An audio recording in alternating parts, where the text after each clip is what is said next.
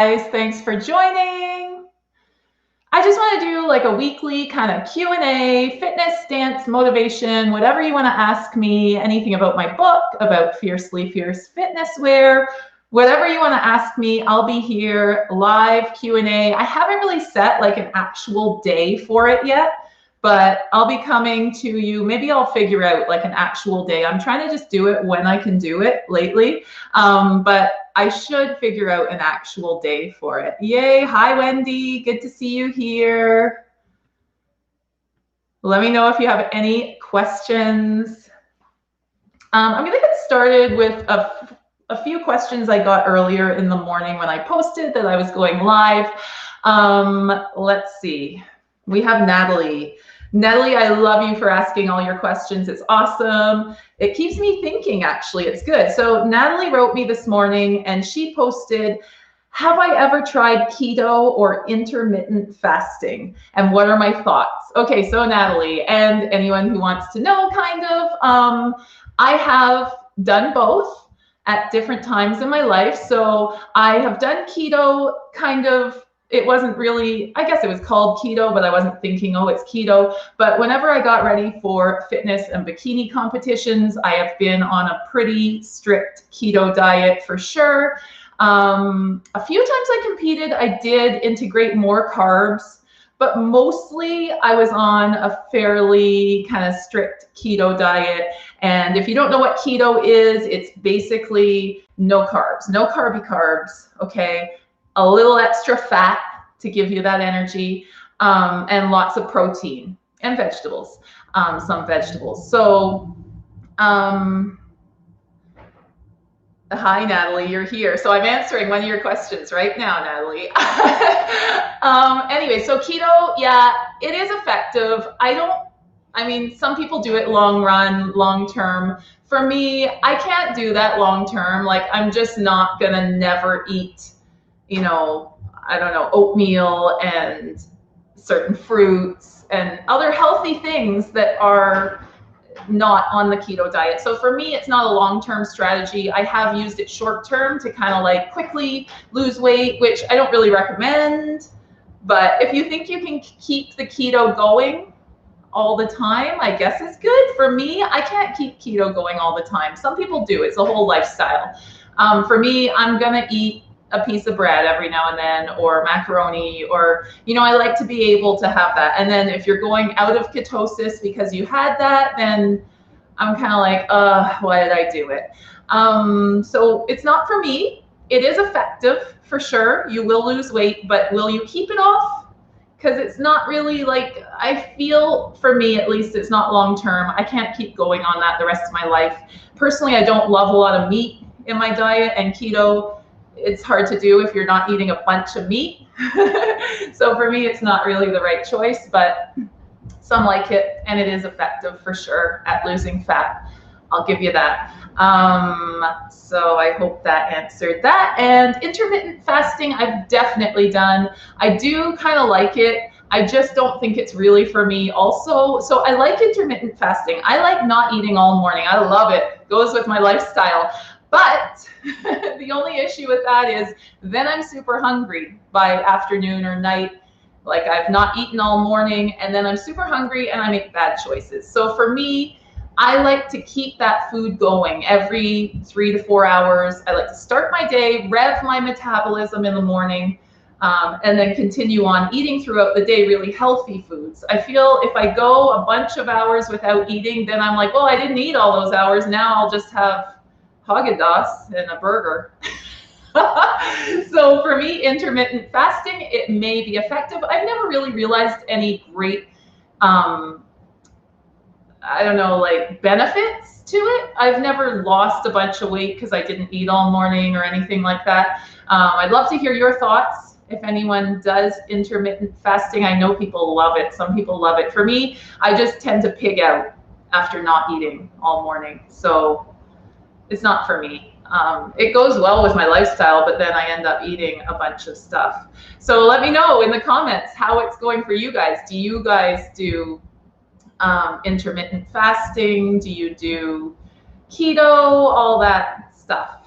I don't really, they don't work for me, either of them. What works for me is actually eating a bunch of small healthy meals, right? Made up of lean protein and veggies mostly. I mean, I do have oats, I do have yogurt, I have some carbs in there, but not a whole lot. So if I'm trying to lose fat, which I am right now, that's what I'm doing. And actually, I'm working on a new YouTube video. It should be out this week, probably midweek or Tuesday or something like that. And it's kind of like, here's what you can eat through the day, just a really simple plan, and lose weight and feel great. So it's kind of like not a bunch of options. It's just going to be like, here's 4 or 5 meals.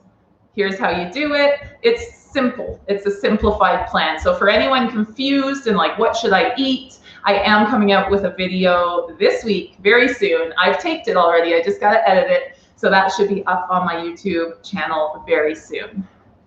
Anyways, hi everyone who's come in here. I'm just checking. Wendy, you have a question. I'm going to answer it. Let's see.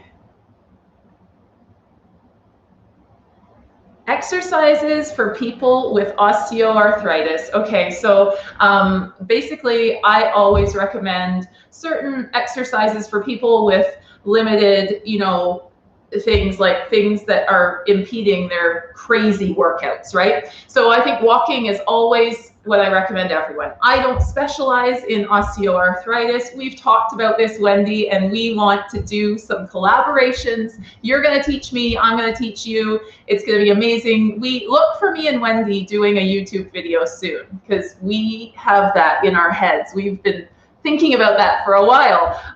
So I don't know the specific things that you need for osteoarthritis. I'm assuming you'd want to be doing some strength training, but kind of modified. Me and Wendy are going to talk about that and come out with a new YouTube video of us both learning through each other on that. Right, Wendy? I think so. I think we've talked about that. We got to get that together soon. So I want to learn what you need to be doing for osteoarthritis and give kind of my take on what I think about all that and the best exercises and the best lifestyle changes for that. So let's talk, Wendy. Let's talk. Yes, for sure. Awesome, Wendy. Wendy has an awesome YouTube channel also. You guys should check her out, Finding Wendy on YouTube. She's got an amazing story. I've known her for ages, and she's a super inspiring woman. So check that channel out, guys. Finding Wendy. That's what it's called. All right, I'm going to answer another question. I have a few here. I'm going to keep this pretty brief. So if you have a question, get it in, guys, and I will answer it, but I'll go for one I got earlier in the day. This is a quick answer. Will you ever do another fitness competition? This is from Mary. She's asking if I'll ever do another fitness competition. So I've done tons of fitness competitions, bikini, figure, fitness, all the different categories, and I'll never say never. So at times in my life, I've thought, oh, I don't think I'll ever do another one of those. I think that's done for me. But you know what? I won't say never, because I toy with it in my head every now and then. Like, should I? It's great motivation. Okay, so I don't go into fitness competitions. I mean, obviously you want to win, sure. That's not my main motivation though. Like, I usually go into these thinking, let me motivate myself. Let me terrify myself to get on stage in a bikini and just rock it, just be proud of what I've done here. So I think it's an amazing motivator. It's hard for me to get motivated actually without competition. I know I'm weird that way sometimes, but I always try and get that motivation from within rather than always looking for something outward that's going to give me that motivation. But it really does work. I mean, I've got my butt in gear so many times because of competitions. And then in the end, you're healthier, you're happier, you look better.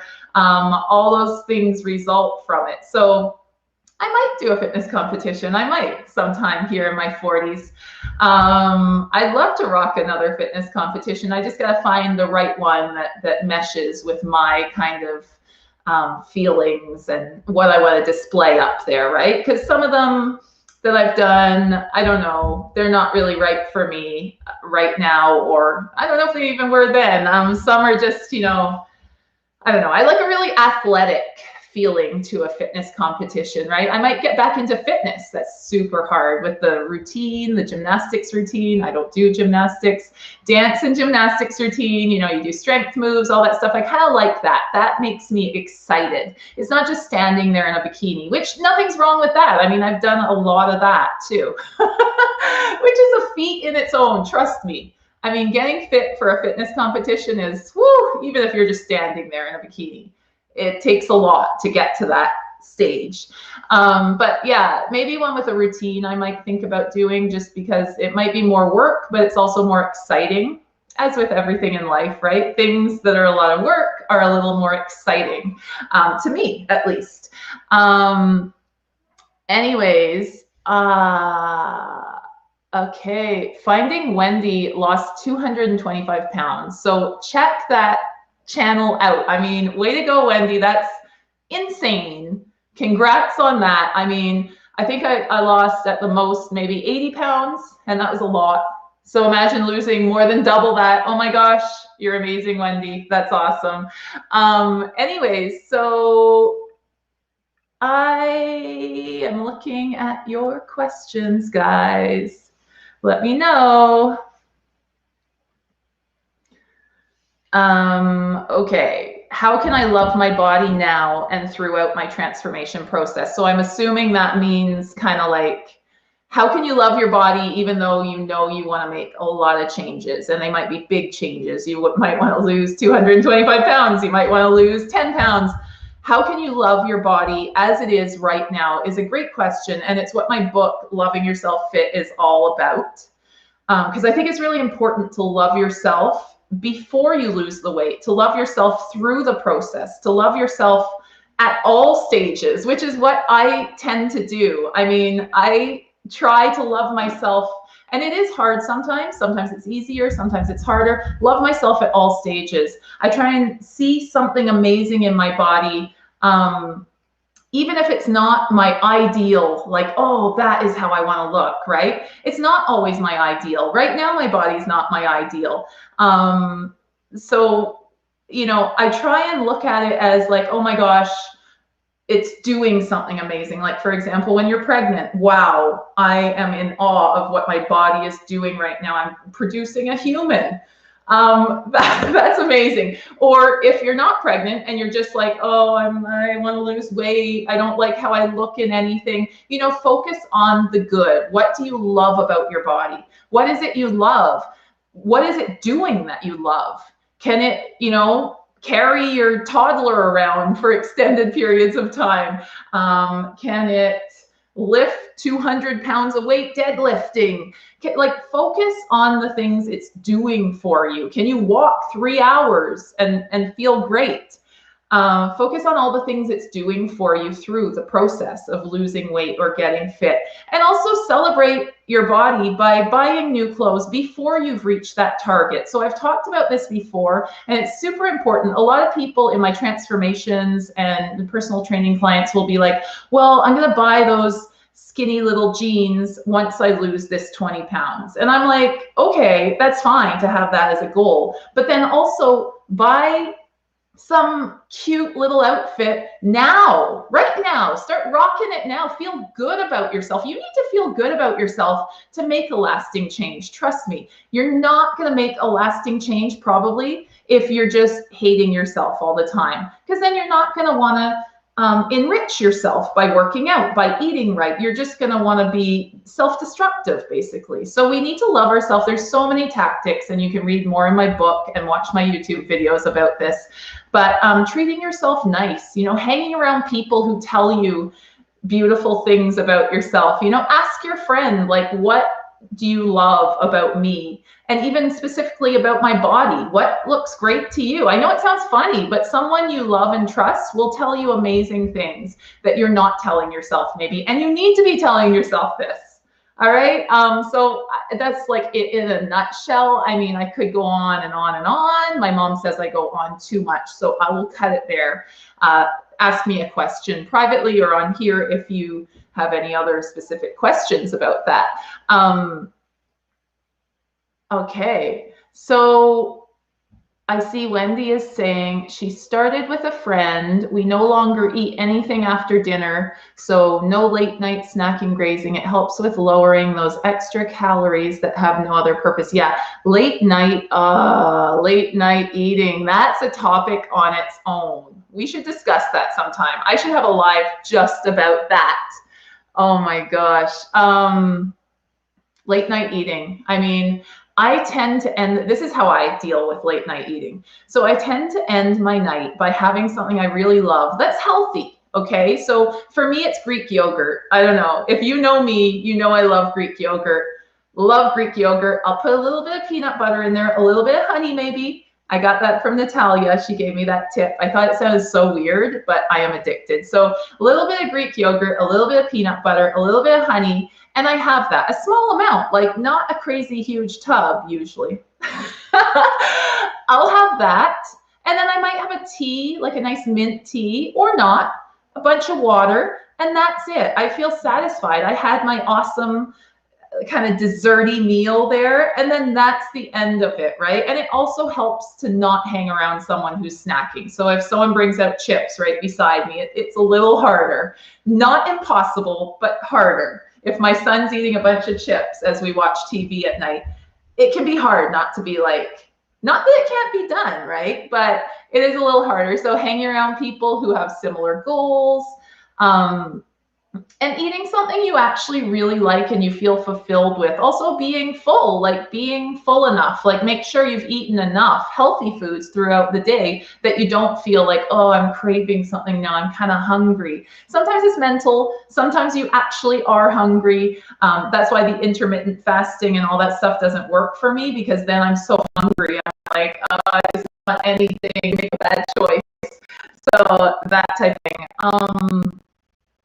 So yeah, take one more question maybe, guys. It's awesome being here with you. This is so fun. I got to do it on Instagram too at the same time. I just got to set it up properly.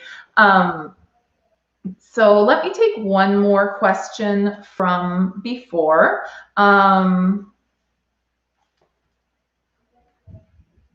Okay, here, I'm going to take another from Natalie. Okay, Natalie wrote, how often do I practice belly dance? Do I prefer choreo or improv? Okay, so for my belly dance peeps, sorry, I'm just looking at these. Okay. I practice belly dance not often enough at this point, definitely. COVID has helped a bit because we're at home a lot, and I am able to practice a little more and choreograph and make up steps. But most of my practicing and choreography and making up combos and stuff is based on my classes. So I teach online belly dance classes. I teach private online belly dance classes as well, and a weekly group class. So usually a lot of my work, and this has been pretty much my whole teaching life, is making up combos, working on choreographies, working on drills for my classes and my students. So I get really busy with that, and I really do strive to work on my own stuff at some point a little more. It doesn't happen too often right now. You know, when I start working on stuff and practicing and choreographing as if I have a show, it's just like fitness competitions, like that outward motivation that kind of says, you got to do that, Megan. So I haven't been doing many shows. I did 1 or 2 online shows earlier in COVID, like at the start of it all. And I kind of improv those, so I didn't really work too much on that. And coming to this question, choreo or improvisation? Improvisation. I always get that word. I say improv. It's easier. Most of you know I love improv. I love to improvise. It's my jam. I love it. I love improvising dance. So fun, but you can look better sometimes if you choreograph. So you can get the moves in, all those exciting moves and nuances that you want in there. It's not as natural as improv, but I love improv. I like choreographing. I don't actually like performing my choreographies. That's why I'm a teacher. I love making choreographies. I love, love, love creating choreographies. I like creating them on my own. I also love working with my students to create choreographies together. So me and Natalie, we've done that countless times. We've had an awesome time just working off each other, kind of using her ideas and thinking, oh, maybe this idea of mine might work with her idea. That's something I love doing, just riffing off each other and just getting this awesome kind of fusion of both your minds. So I love making choreographies. I love creating them. I don't so much love, at this point, performing them. So I like other people to perform my choreographies. Me, when I'm dancing solo on my own, I usually like improv. It's fun. It doesn't take work before. I'm lazy, see? No, but yeah, I like them both for their different energies, kind of. Anyway, so if anyone else has a question, just let me know and I will answer it in my next live on Facebook and YouTube and maybe Instagram. Until then, I guess thanks for joining me, guys. That was so fun. I'm gonna get a workout in now. Yeah, so make sure you subscribe to my YouTube channel. There's a lot of me talking there like this. I try to be candid with you all and just let you know what I'm thinking. And yeah, we'll see you again. I'll try and do this on a regular basis, like weekly maybe. All right. Thanks for joining me, guys. Thanks for leaving all your questions and saying hi. And we'll talk soon. Have a great day, guys.